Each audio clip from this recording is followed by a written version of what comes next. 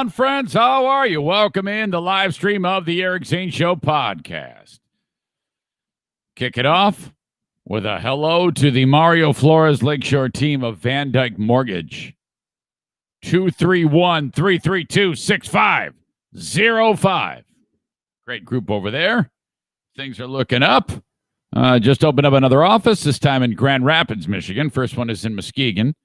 And there are many, many, many Van Dyke Mortgage locations throughout the United States, okay?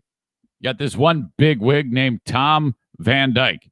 He's the guy. He's the man.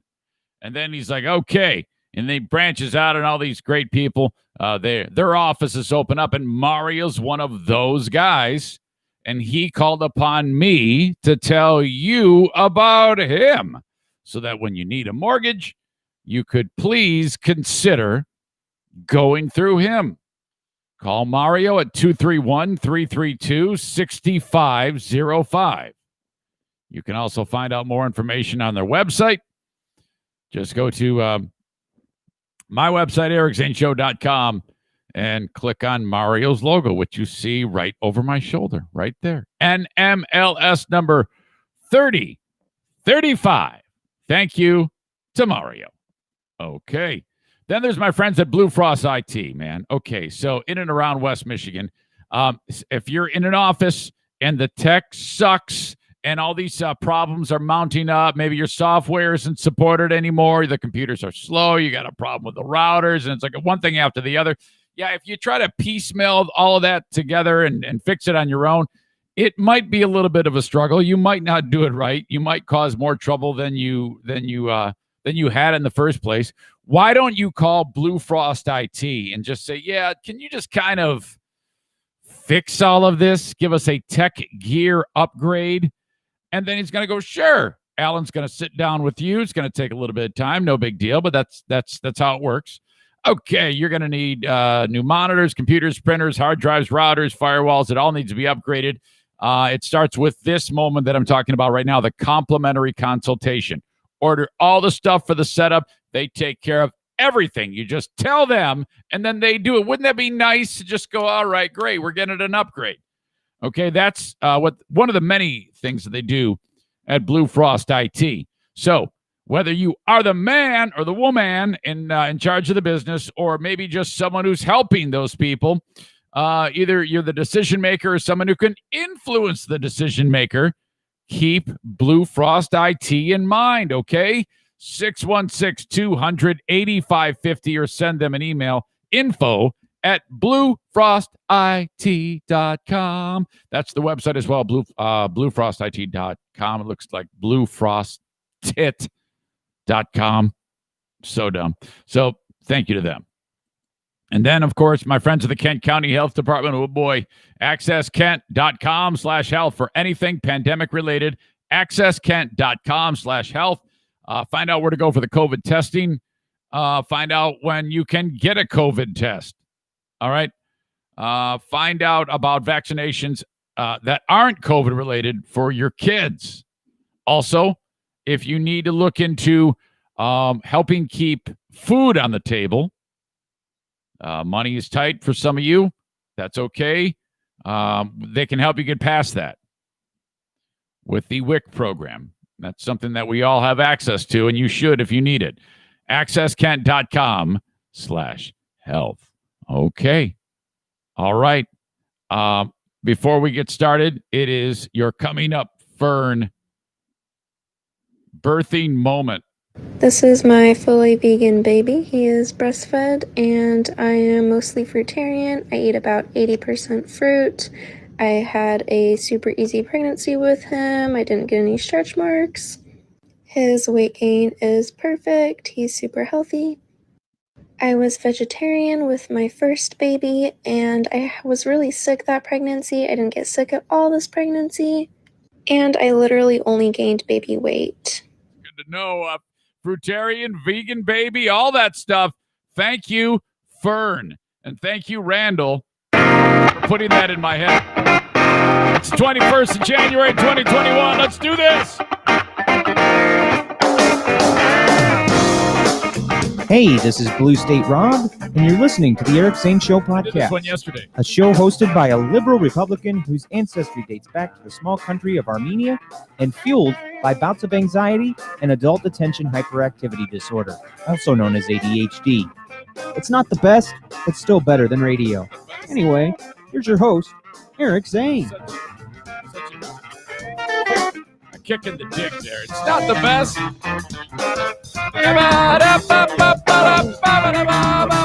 Welcome in. The Eric Zane Show podcast. This is a daily show.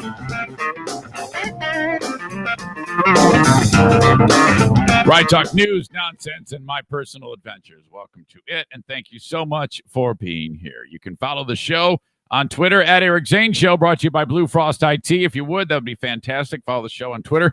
And with that, of course, there is a Periscope video. So if you're watching it, please retweet right this very second. I would love that.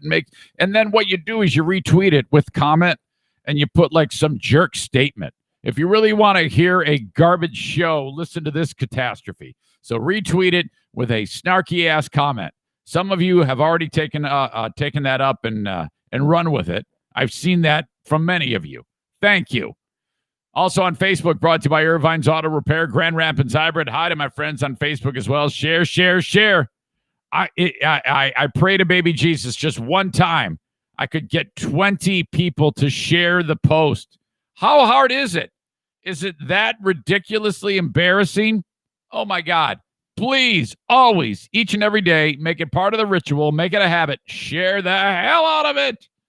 And hello to you all. And then on the almighty YouTube, if you could subscribe to me on YouTube, Eric Zane Show on YouTube, and then hit the bell notification and then the thumbs up button. And that's how we do it. That's part of the game. So thank you. Thank you. I'm on Instagram, Eric Zane Show. That's brought to you by the Mario Flores Lakeshore team of Van Dyke Mortgage. We did Instagram instant trivia last night.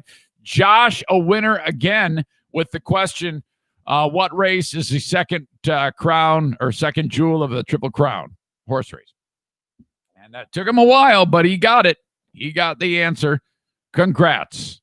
I had a question for Kevin Kuipers before that, and the question was, what weapon would utilize? Okay, it was described as in a castle in England. They had slits cut into the stone, okay, to accommodate what weapon? Go ahead and guess if you're enjoying the live stream and you didn't get the answer. If you, I don't care if you just put it up there. What weapon was accommodated on castles in Great Britain with a cross, with slits cut into a cross? I know it's taken me a while to get that out, but I've said it twice. What weapon? And I don't know how he did it, but he goes, and he thinks about it, and he goes, an AK-47. And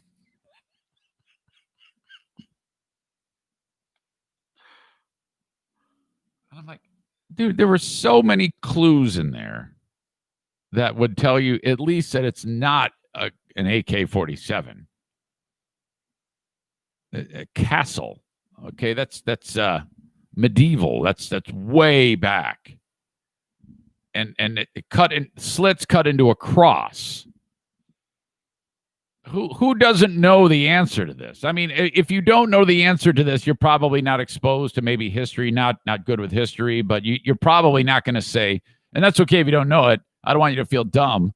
I want Kevin to feel dumb because he said an AK-47. Oh my God.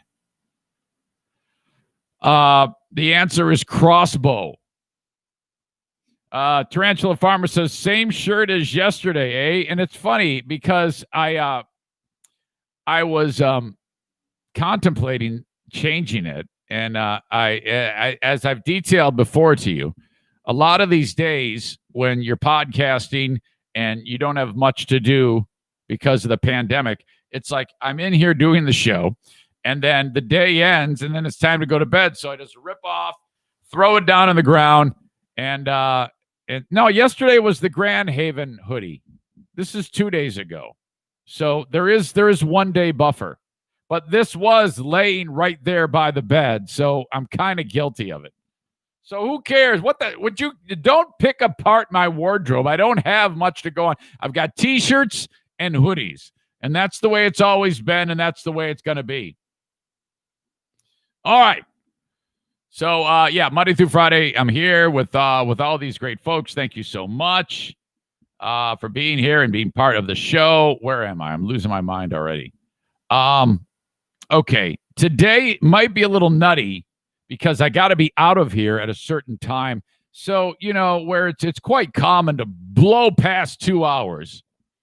That is not going to be the case today because I have a freaking dentist appointment, and it seems like I haven't been there in like 5 years. It might shorten the show to some degree because I have to be there at a certain point in time, and I don't like the pressure, okay? I just don't like it. Yesterday, it was that virtual doctor's appointment, which, God, seriously, the pandemic is leading us to some things are silver lining. Jocko motivation. Hey, there's a pandemic. Good. Don't have to go to the doctor as much and see that person, see the doc face to face.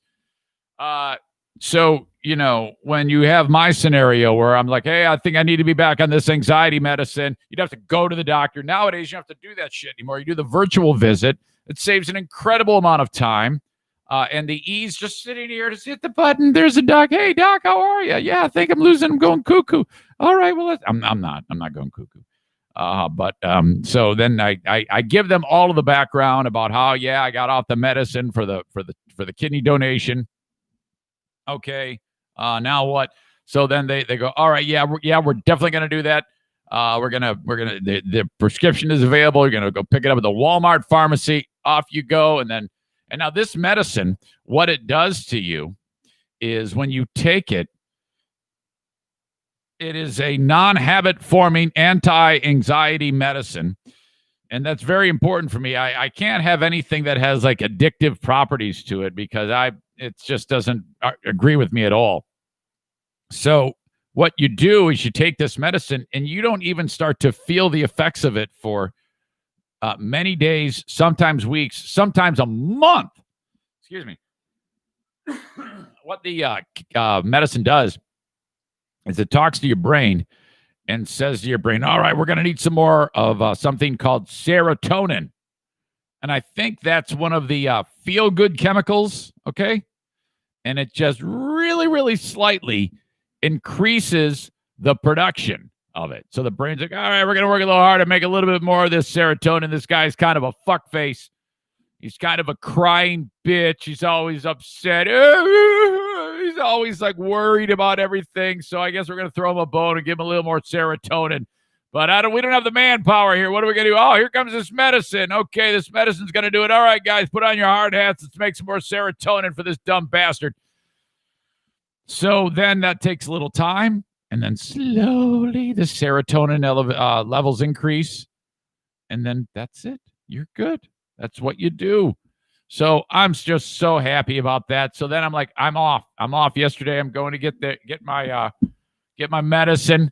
1 day closer to less white knuckling it and worried and I'm gonna crash and burn. I suck. Everything I do stinks. 1 day less of that, self-loathing and idiocy. Oh my God. I get there, go walking up to Walmart, and I'm like, I guess I'm at the wrong entrance. Sometimes they with the pandemic, you can only go in one door, and there's a guy there. Looks like the missing link with a counter, and then I go over to the other door, and then nothing. I look, and there's no cars. I realize it doesn't even that they're closed. I'm like, how the hell?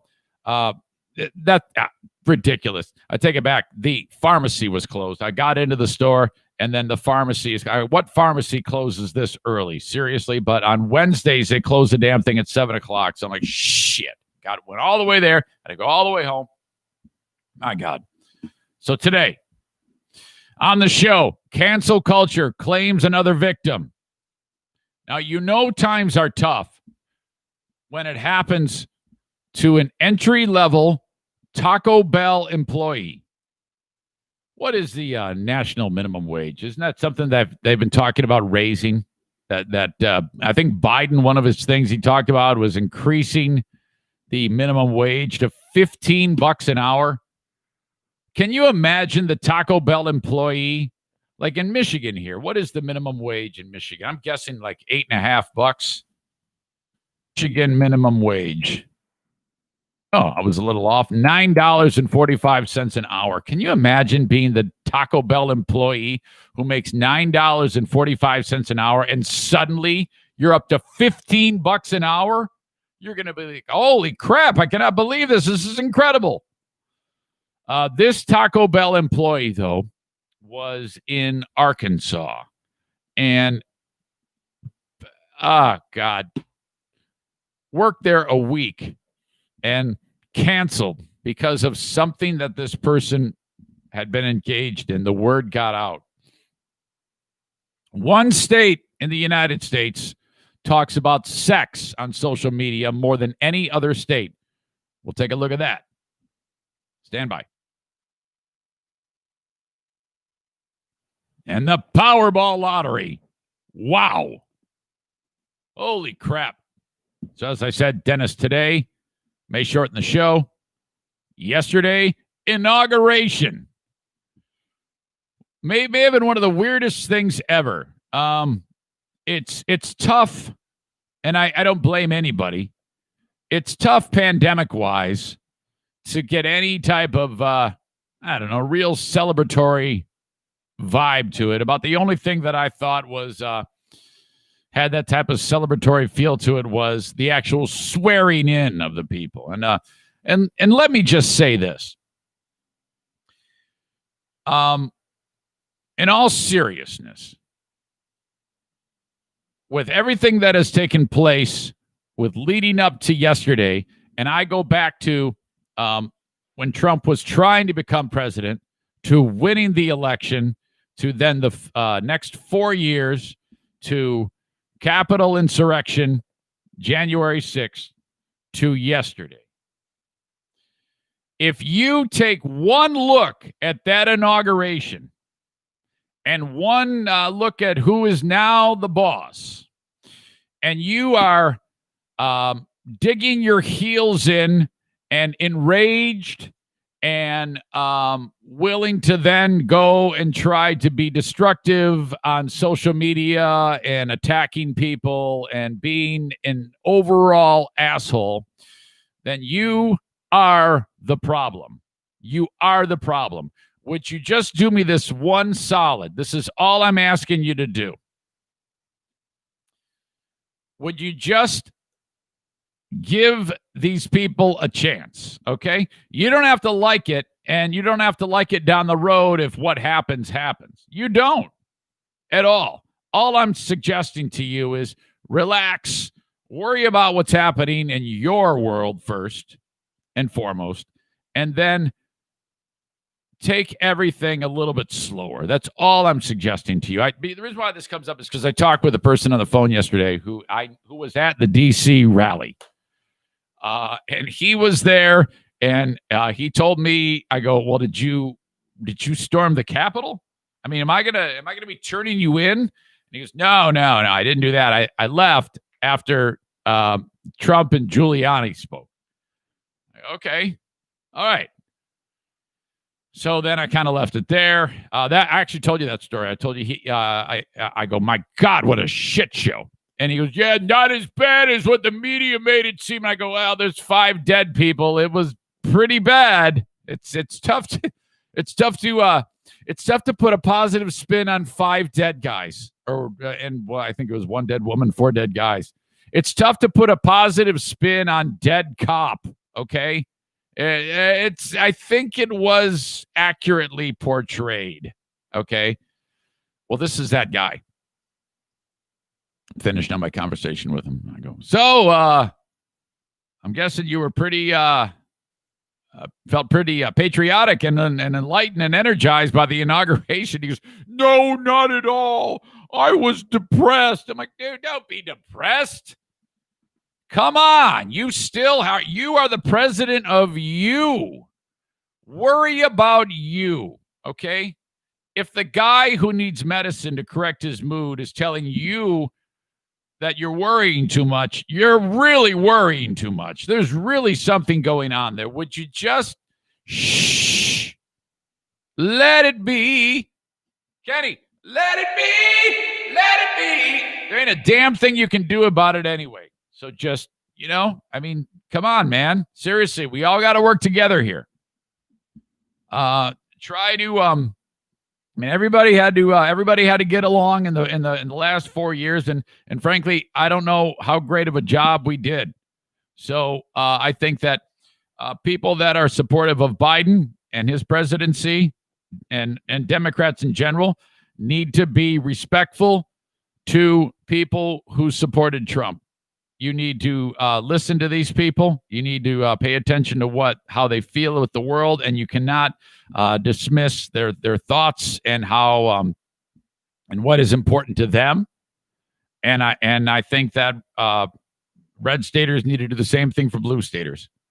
Again, it all boils down to lowering the temperature.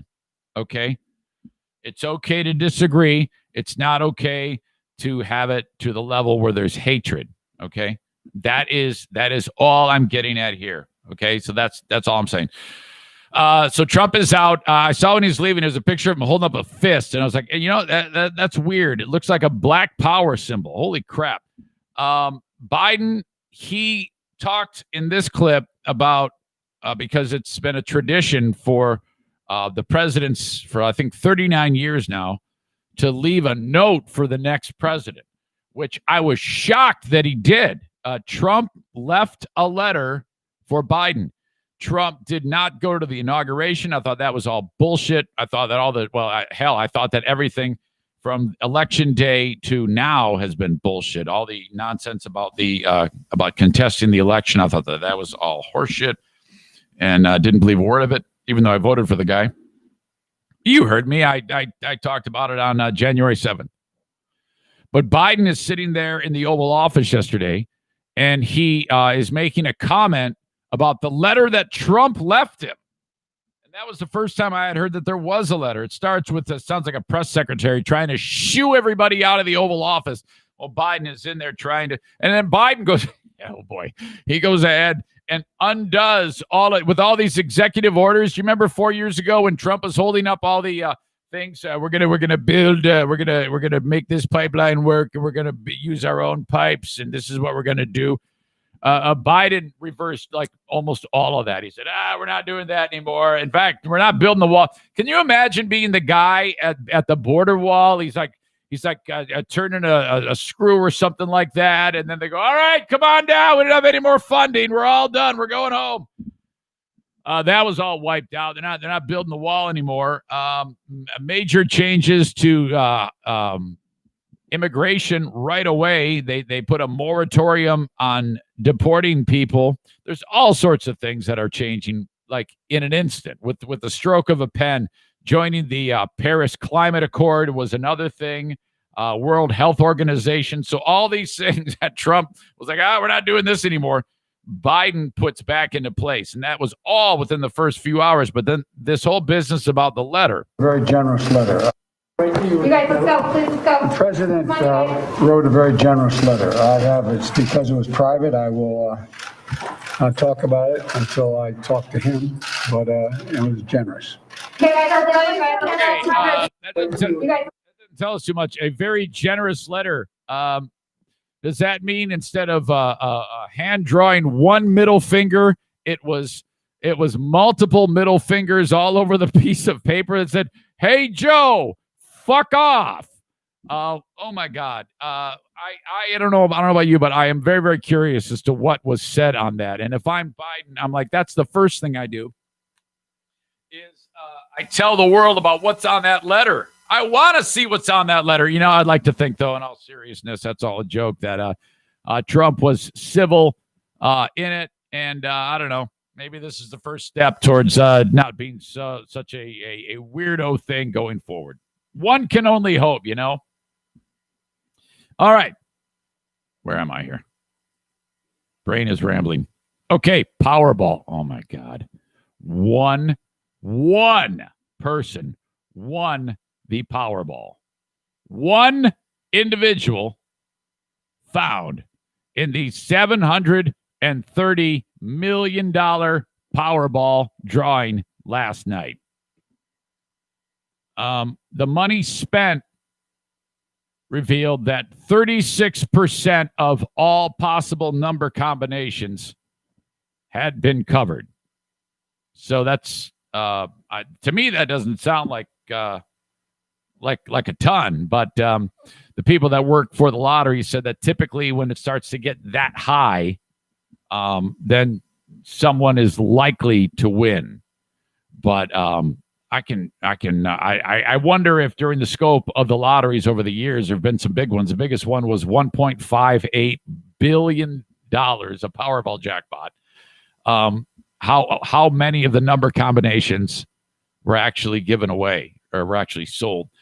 3 people won that one in 2016, which means that this one means that the amount of money is probably the most money ever won by an individual, unless it was like a crazy group of people, that pool their money together. This was the 5th largest jackpot ever.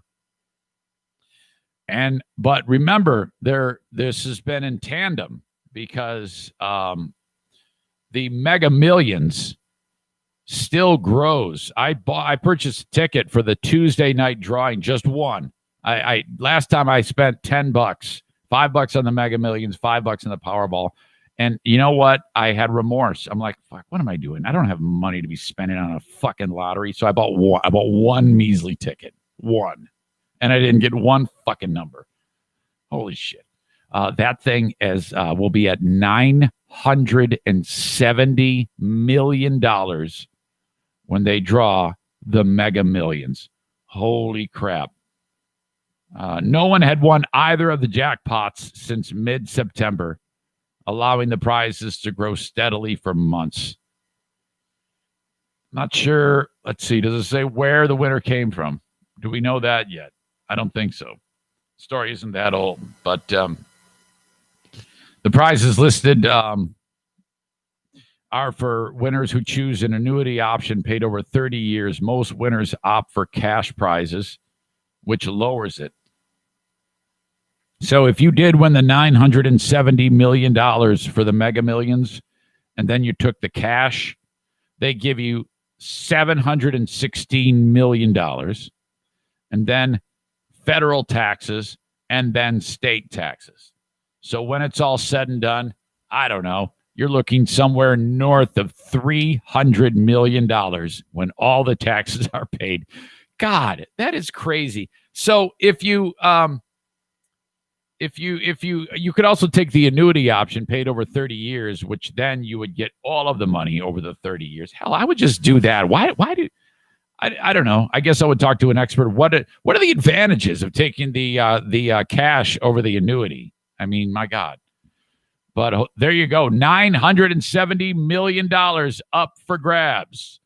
The intro of this show is done. I got a reminder for you that you can now save 10% on my Patreon. The Patreon podcast is going to happen today after the dentist appointment.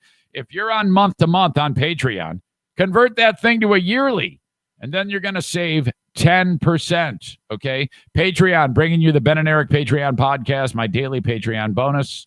Insane Asylum, my music-driven radio show in Northern Michigan's Q100. Smarter Than a Former Drug Dealer Trivia is on for Tuesday of next week.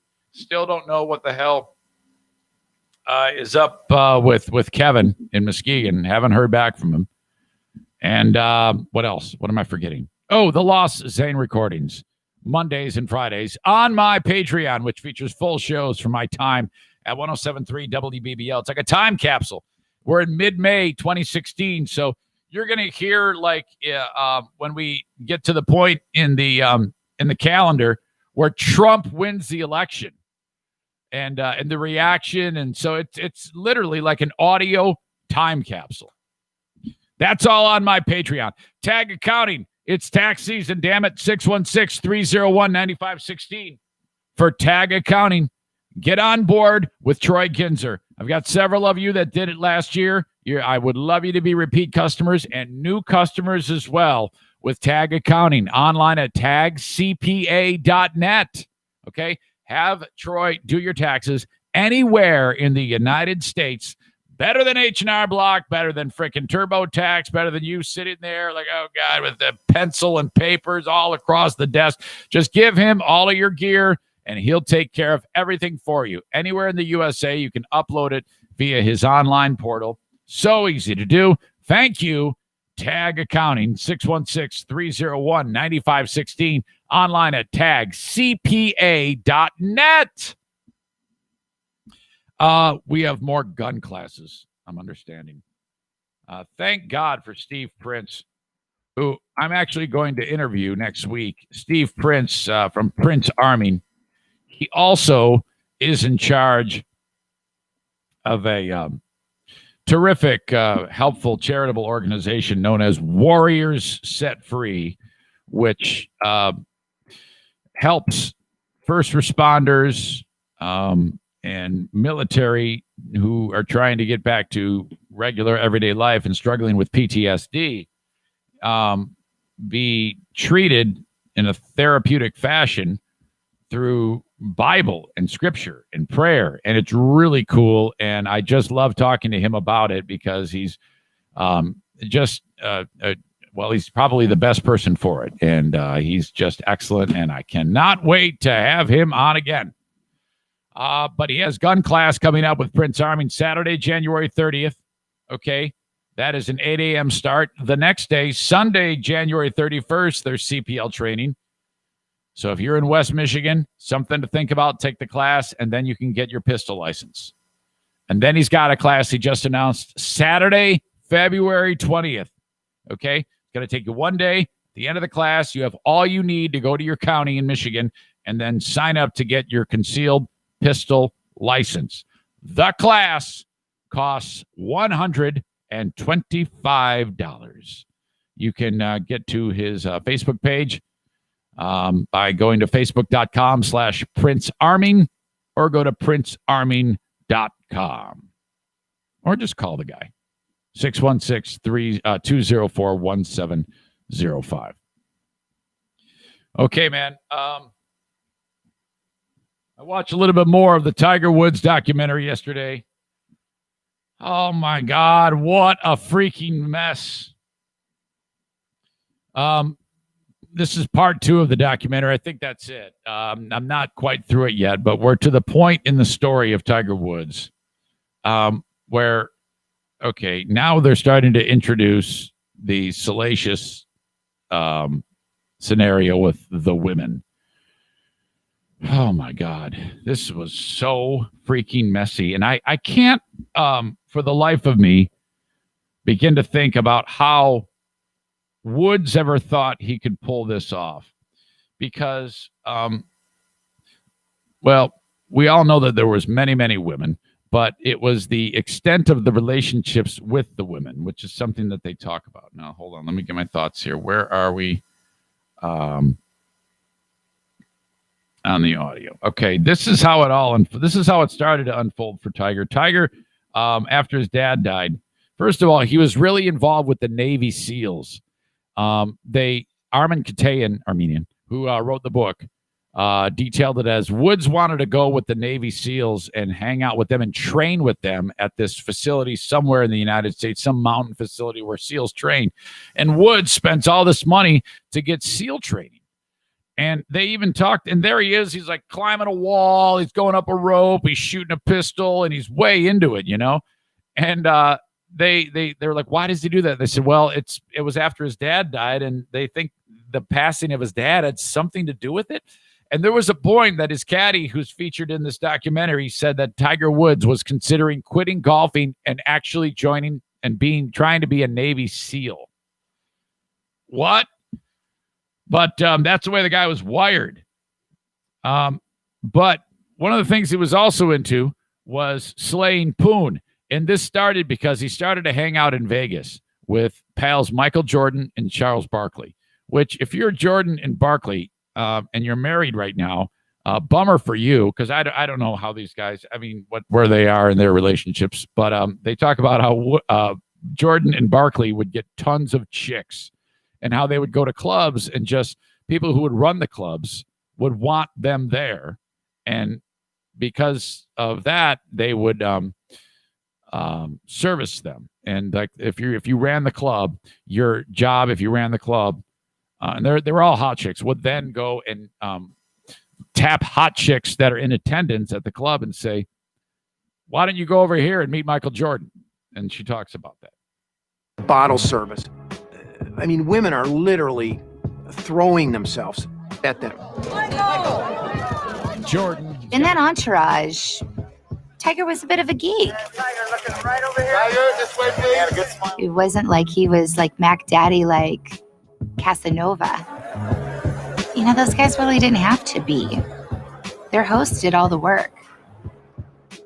We would pick out the pretty girls and say, hi, would you like to go up and party with Michael Jordan?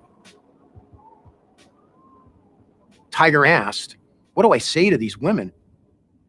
And Michael, to his ever-loving credit, goes, you tell them you're Tiger Woods. Oh, my God. Tiger Woods. Oh, sorry. Bottle service. Tiger was a bit of... That's that clip. So that was the creation of all of this. So the women, when it started to unravel, they introduced on the documentary a guy by the name of Neil Bolton, who was running the National Enquirer. Okay. And this guy is a fucking slime ball. And there's a lot of shitty people in this, but this clip, when they're introducing this dude, Neil Bolton, who he is the one who was kind of instrumental in getting all these stories out. It was the Enquirer that was on top of this. This family friend is talking about how there were people that were trying to take Tiger out, and that there's a mentality in the U.S. that if you're on top, there's always someone trying to dig into your personal life to find things out. And kind of right, but at the same time, you know, we as people in this country and in the world, it's true. We love this type of salacious shit. It's kind of sick, actually. But this was the beginning of the unraveling, because the National Enquirer got a tip about Tiger, and I didn't realize this. I thought it all started with Rachel Uchitel, or Uchitel. I think you said Uchitel. When this all unfolded, we thought it was all Rachel Uchitel, and then the rest all kind of fell into place. But no, not at all. You have to go back to, believe it or not, the Perkins waitress. The Perkins waitress predated Rachel Uchitel. And this is the story of that. It's incredible.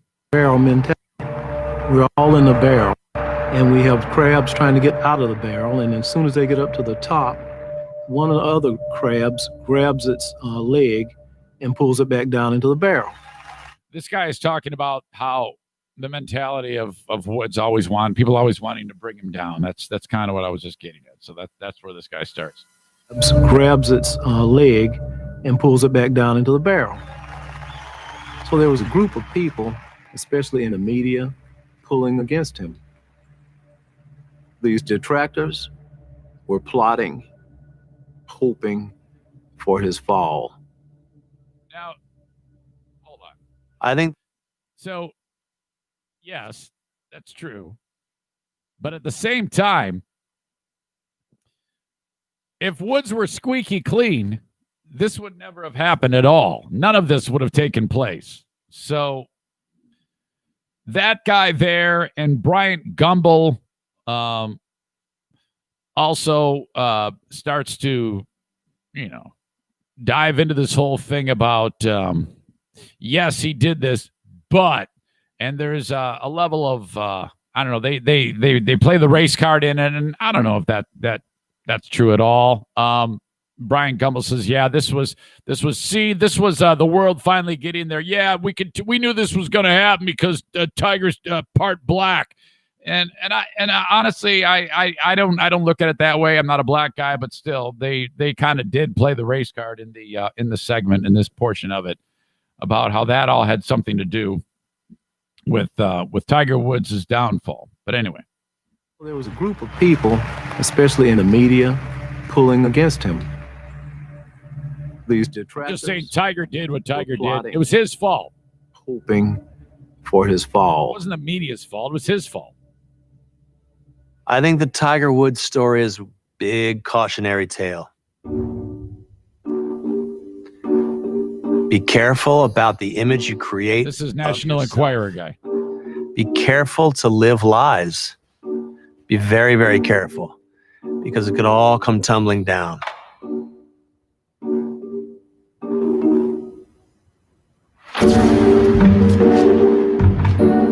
The National Enquirer had a history of just smearing people. They knew that the American public loved to see the failings of their famous celebrities, and so they fed that appetite with a vengeance.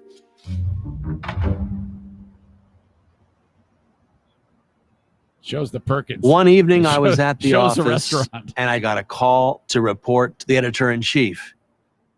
There he was with the biggest smile I'd ever seen on his face. He had the biggest scoop in years. Tiger Woods. Tiger had his trips to Vegas. He had a wild side. And he had an insatiable appetite for women. Holy shit. And he made a careless mistake. There was a restaurant where Tiger would go with his wife, not far from home. And at this restaurant was a hostess, Mindy Lawton. And Tiger just couldn't take his eyes off of her. I was shocked. I was in awe. I didn't think it was real. I didn't think it was happening to me. But I played it cool. I think we need to look at this. Tiger Woods is going to Vegas, and he'd bring in, they talk about 5, 10 women for him into a hotel room. They described it as the highest of the highest end escorts. He'd go there for a weekend and spend $1 million or several $100,000 on women. Okay. Perkins hostess. She's a Perkins hostess. She looks like any woman in America. She's by no means a hag. I mean, it's not like she's got a fucking tooth growing out of her eye or some shit.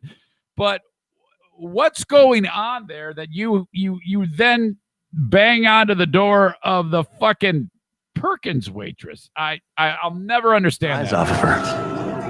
I was shocked. I was in awe. I didn't think it was real. I didn't think it was happening to me. But I played it cool. And they had a furiously eruptive relationship. Sometimes before they could even get to the bedroom of Tiger Woods' home while his wife was out of town, they would make love in the garage against the golf cart. And for the squeakiest and cleanest celebrity probably on earth, that spelled trouble. Okay. The National Enquirer immediately sent reporters to track Tiger Woods. They followed him into a church parking lot. They're showing surveillance video. It almost looked like a police sting. You see Woods' SUV show up, And then the other car trailing. It's the Inquirer reporter. And then cameras everywhere showing them in. Oh, my God. You wouldn't believe it. The extent that the Inquirer went to get this story. And it was all there. Tiger Woods, they followed him into a church parking lot where they witnessed him having sex with Mindy Lawton. The reporter took photographs of them together and even picked up the tampon that Mindy had discarded and kept it in their vault as proof that Mindy had been there. All right, hold on a minute. So Tiger's getting ready to have sex with her, and she's like, "Oh, hey, hang on a second. I'm not quite ready." And then reaches under her skirt and just throws it out the window. So if you're the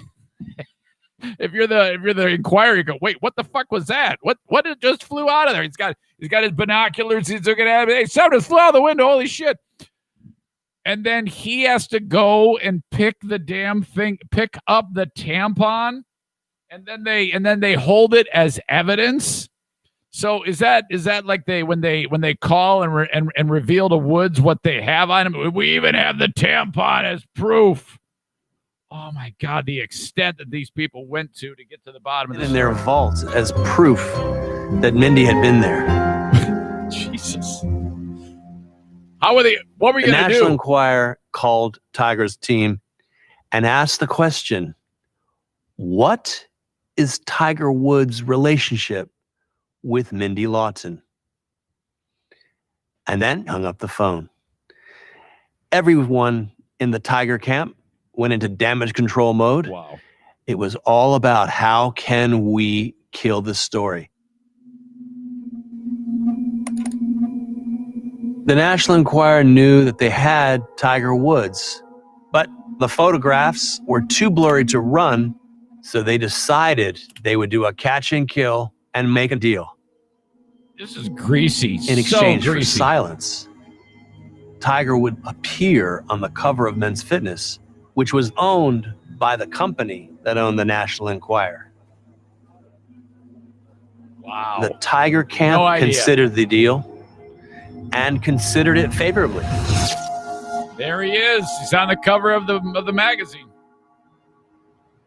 And that was it. As salacious as the Mindy Lawton story was, nothing was ever printed. And in the eyes of the public, Tiger Woods remained Tiger Woods. Okay, so now at this point in the game, if you're Woods, bullet dodged. I mean, for God's sake, fix this fast. Got this beautiful wife, got kids, I think one on the way. And I mean, when the incident happened on that Thanksgiving, it was sometime over Thanksgiving back in whatever year it was. I remember I was like, what? I mean, I no one had ever heard of this. No one had ever even thought that Tiger Woods was some kind of like man whore. But the National Enquirer does come back into play in this story. This was absolutely incredible. No idea that it all went down with the Perkins waitress with the Enquirer. I just thought that was like thrown in at the last minute, but she was Mindy Lawton, I think, tried to go back working there, and she may have wound up in jail. Whatever happened to Mindy Lawton? Whatever happened to Mindy Lawton? Where are they now? Boy, this was a couple years after. Whatever happened to her? She got arrested for a suspended license. Actually, in all fairness, that happened way back in April 2010, but she was in Maxim, so she's got that going for her. My best guess is she's a cocktail waitress in Los Angeles. No, is that her? No, that's not even her. It's Jocelyn James. Hold on a second. There's so many. Holly Sampson, Mindy Lawton. She was in jail for a year as of January 7th, 2011 for drunk driving. That's about it. That's about all that they have on her. And that was a long, long time ago. I've got more on this, including the moment that Woods got busted, because a woman, when she thinks something is up, in this case, Tiger's beautiful wife, Elin Nordegren, they turn into really, really effective private investigators. And she did just that. And wait until you hear what she did, man. It really wasn't that hard for her, but she took her time in figuring it out and did a hell of a job. Holy shit. I'll have that in just a second. Let me help your business, for God's sake. The Eric Zane Show podcast is growing each and every day with more and more viewers online, more and more listeners downloading the audio podcast. Why aren't you calling me to let me come up with a creative, customized marketing plan for you, okay? It doesn't cost you anything, and I work with any damn budget, okay? Some of you are like, well, I don't know. I just got this small little thing. That's okay. We can get you in on here. Or if it's more of a more extravagant budget, I can help you with that too, of course. Hell, I'm not going to complain if you're going to give me more money. Please reach out to me, eric@ericzaneshow.com, if you need more info about letting me help you creatively market what it is that you're trying to market. Like Senor Joe Martinez. Okay? Joe Martinez and my, of course, A&E Heating and Cooling. Online at aeheatingcooling.net. Now, I posted the video of Joe installing the Remy Halo. REME Halo. This device is awesome. It's used in hospitals. It's used in veterinarian facilities to essentially scrub the air of teeny tiny little things that you don't want to breathe into your system, okay? Normally, it's $750 for the Remy Halo. It's $650 if you mention my show. He installs it into a portion of your furnace/air conditioner where the air, the blower motor is going. All the air passes over this crazy-ass light, and, well, that's what happens. Microbes, viruses, bacteria, pollen, dust, dirt, allergen, pet dander. When it hits the light, it's like, it knocks it out. It's dead, and that's it. So you every year or two, you blow off the bulb, and then that's it. So it's a fantastic thing to keep you breathing clean air in your home. We just installed ours this week, and Diana came home, and she goes, the house doesn't smell like dog anymore. What happened? I go, wow, well, I was nose blind. But since you were out and you're coming in and you can detect that tells me this is working fantastically. That's the sniff test on the Remy Halo. Reach out to Joe at 616-516-8579 for more information on the Remy Halo. Okay. 616-516-8579. I've got a car dealership. It's Sarah Honda.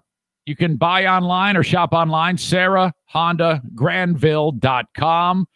And you can, while you look at what the merchandise is, either new, certified pre-owned, or used, or even budget cars, are all there at Sarah Honda, one location on Kenowa Avenue in Granville, Michigan, right next to the Cracker Barrel, just off 44th Street, sarahhondagranville.com.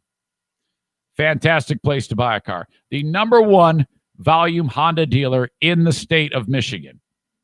Thank you very much to Sarah Honda. If you go into the store, please mention that the Eric Zane Show sent you. In fact, seek out a couple of people, either Cameron or Thad, and say, hey, Eric Zane sent me. Please do that if you're in the market for a new vehicle. Check out a Honda. They run forever. Great cars. Okay, so Woods dodges the bullet with the Perkins waitress. The grease balls from the Inquirer are not done, though. Okay? Time passes, and Woods is, he goes to a club, I think in New York. Her name, and the lady who runs the club is Rachel Yucatel. Hot as hell. And She has a job similar to some of the other people that we talked about earlier. Make sure that the high rollers that are there are taken care of, all the wine they can have, all the beer and the booze, bring chicks to them, stuff like that, just because it's good for the club when the high rollers keep coming back, that they have a good time. Tiger Woods is there. She described him, Rachel, you could tell, who, this is going to sound strange, but I blame Woods more for all of this nonsense than I do the women, okay? Because of the manipulation involved and the position of power that he was in. These women knew what they were getting into when they were rolling with a married man, no question. But I'm going to say 70-30. 70% Woods, 30% all the women. And it's a little bit more sinister as to how he did it, okay? And they'll talk about that in a second. The one I felt terrible for was Elin Nordgren. I mean, here she is, none the wiser, and she has to put up with all this nonsense. But back to Yucatel, she sees Woods. Hey, are you okay? Everything good over here? Yeah, I'm fine. And then invites her to sit down. One thing leads to another. Phone number exchanged. 1 minute after he leaves the club, he starts texting her. By the end of the day or end of the night, he's like, I want you to come see me. He can just basically just order these women around. I want you to come. She describes it as, I want you to come see me in Orlando. She's all in. She goes to Orlando. They have sex. And she's like, oh, this is great. She falls in love with this guy. He's in love with her. He's telling her, saying to her all the right things. Well, she, at one point, this is, the affair is going on for a long period of time. Woods goes to the Australian Open. He's dominating. He's kicking so much ass. Okay, he can't stop winning. He calls her up and says, I cannot golf unless you're here with me. I need you that much. And so she's like, oh my God, I'm so in love with this guy. He can't even do what he's born to do, what he's programmed to do, because I'm not there. This is incredible. So she's drunk with power. He's drunk with power. She has no idea that she's been being trailed by the National Enquirer again. They're all over it, okay? And they're now not going to do any deal. They're going to fucking crucify this guy. We pick it up with she's walking into the elevator to go to see Woods in his room. She just gets there. They've got pictures of her walking in. I mean, seriously, like the Black Ops, they've got her driving in, pictures of her getting out of the car with her bag. You've seen these pictures.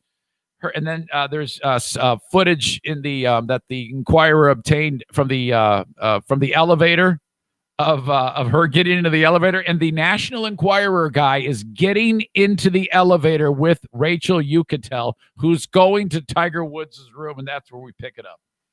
The National Enquirer had sent a reporter to the Crown Casino in Melbourne, and the reporter got into an elevator with Rachel Yucatel, followed her to the top floor, watched as she walked to Tiger's suite, and that's when the National Enquirer called and said, you're going to see Tiger Woods. Fuck. We did everything to try and stop that story. We made every threat. We made every... How'd you like to be Woods trying to golf with that specter looming over you? That they're going to publish the story. They've got everything they need. We're just letting you know we're publishing the story. Oh, my God. Denial. And at the end of the day, the story was going to run. When Tiger got back to Florida, he sits down with Elin, his wife, and he says, look, there's a story coming from the National Enquirer. It's all garbage, and I can prove it. So he gives her his phone, and it's Rachel Yucatel.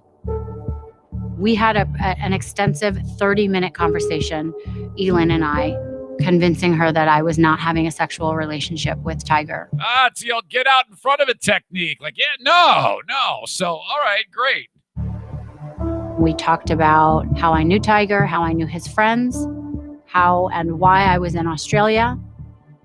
Elin was already inclined to believe that the tabloid media, was hurtful, not to believe them, that they were bad. So she sort of was inclined to go along with all of that. So you thought. The story came out and nobody looked at it. Between this stupid story and the phone call with Elin, I remember thinking, oh my God, we're going to slide right over this. Okay, they all think that. Elin is not buying it, though, but she's not telling anybody. She's waiting, which is that whole fucking sleuth detective patient scorned wife thing. Oh, my God. After this, a couple days pass, and then it's Thanksgiving. Okay, so she sees the article, and she's like, oh, she's playing it off to Tiger. Like, oh, yeah, you were right. Those assholes. Yeah, that boy, they're stupid. But Woods, and you could tell, are none the wiser that she's about to kick ass. Waiting. 2 days later, it was Thanksgiving. Tiger and I texted throughout the day saying that we have a lot to be grateful for. We had gotten away unscathed in what could have been a complete nightmare. No, you didn't. And then I get this text message from Tiger saying, you were the only one I ever loved. I remember just feeling that things had never been better between us. And then he told me he was taking an Ambien and going to sleep. When I got another text from him, I was kind of surprised. What came through was something like, when am I going to see you again? And then the phone rang. I answered saying something like, hey, babe, I thought you went to sleep. And instead of Tiger's voice, it was Elin. Whoa! And she said, I knew it was you. Fuck yes! Fuck yes! Oh my God! Elin! Oh, with the hole in one. She did the old grab the phone when Tiger's asleep on Ambien trick. The fact that she sent Elin sent the text that said whatever it said. The one that you could tell was like, well, I thought you were taking a nap. And you could tell it's probably like, that's kind of weird. And then she probably responded with something like, yeah, I'm going to suck your dick or something like that to Woods. And then the phone rings and it says your boyfriend, Tiger Woods, is calling you. And then you answer it like that with, hey, babe. Oh, no. Oh. Oh. 9 was emergency. I need an ambulance immediately. I have someone down in front of my house. They hit a pole. I came out to see. Is it a car accident, sir? It's a car accident, yes. I need you, yes. Okay, and are they trapped inside of the vehicle? No, they're laying on the ground now. You unconscious? Yes. Okay, are you able to tell if he's breathing? No, I can't tell right now. Okay. That's Tiger. What happened? That's Tiger's mom on the 911 call. I don't know why she's on there, but I don't know why she was with the 911 caller, but Elin hangs up on You Could Tell, gets a driver, and goes into Tiger's bedroom and bashes him. No, she didn't hit him with that. She hit the car with that. Woods gets up. She smacks him across the face, and her nails gouges his face. The rumor was she hit him with the driver, but no. Woods goes running out of the house and gets into the SUV. She's chasing it down the street. She smashes out one of the windows with the driver. This is like right in his neighborhood. He turns out of the driveway and he's stoned on Ambien. He's looking over his shoulder while he's driving. He hits a fire hydrant and then a tree, fucks up the car. He stumbles out of the car and he's laying on the ground. Elin shows up. So now they said she cared for him, but who knows what the hell she did to him. And then that's where it picks it up with the 911 call. That's how the ugliness unraveled. So, oh my God. Incredible. And then I remember hearing, I had forgotten about the National Enquirer article. The chick was right. It did mean nothing, but I remember seeing it. And then when a handful of days later, you see Woods in a car accident. And then I remember I was on the air and I was like, that's weird. No, it was the car accident was Thanksgiving weekend. So we weren't on the air. It was the days after that it started to unravel about this may have been something more sinister. It wasn't just a fender bender. or something like that. So then that was it. Okay, so then all of the women come out. All right. And this is where it gets weird. This is where I actually felt a little bad for some of these women because and this one lady who runs a nightclub, you'll hear her talk about what Tiger Woods was doing there that made this a little bit more than just banging chicks on the side. Alleged mistresses to speak out in a live interview. You came here today, you said, because you wanted to clear up. Sorry, this is I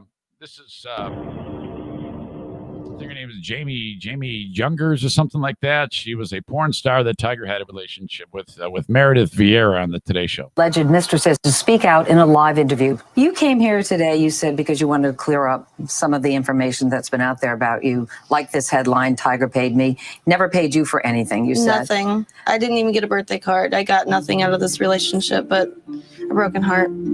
You loved him. I did. When this hit the tabloids and everything came out, it seemed like everybody was focused on the sex part. But that's not what busted him. Ultimately, what took Tiger down was emotions. These weren't girls that he was just hooking up with once and then tossing away. He had relationships with these girls. You know, we would cuddle, hug, whatever it may be. And he always, you know, had his hand intertwined with mine saying, you know, we will always be together. Oh, so many girls came out fucking because asshole. Tiger obviously hit the heart and played with girls' emotions. Are you still in love with him? Yeah. I always will be. Oh, God. I must have done something. I felt fucking terrible for these women. They're like losing their shit. And I don't know. You might want to say, well, they're stupid. It's like, well, you got to understand this is Tiger Woods, okay? Handsome, young, the richest man that you'd ever find, the best at it. And he's telling them, and they think that they know he's married, but they think they're the only one. But he's fucking everybody. Oh, my God. So that's, I don't know. There's a small spot in my heart for all of these women that he's having relationships with because he's fucking with them all. And if you're Woods, how do you fucking do that? I mean, it's bad enough that you're ruining the life of your wife, or well, I guess your life isn't ruined. She's doing quite well, but you've done this. That's bad enough. You've already hurt one woman to her core when she finds out about this. But then all of these chicks who they don't have $100 million in the divorce settlement. That I don't know, man. The whole thing is just so fucked up to me. Make them feel very special, and they were jealous. They were hurt. They wanted to be the one, and they found out there was more than one. Oh, God, what an absolute mess. Son of a bitch. This is a clip from that guy from the Inquirer, that really greasy guy with the bow tie, Neil Bolton. He is delighting in all of this. Women rumored to have hooked up with Tiger Woods is up to 11! Jay Leno. My first thought was, look at how the country is taking delight in his failure. Like, America couldn't have D.L. Hughley loved Tiger Woods more than they did 5 years ago.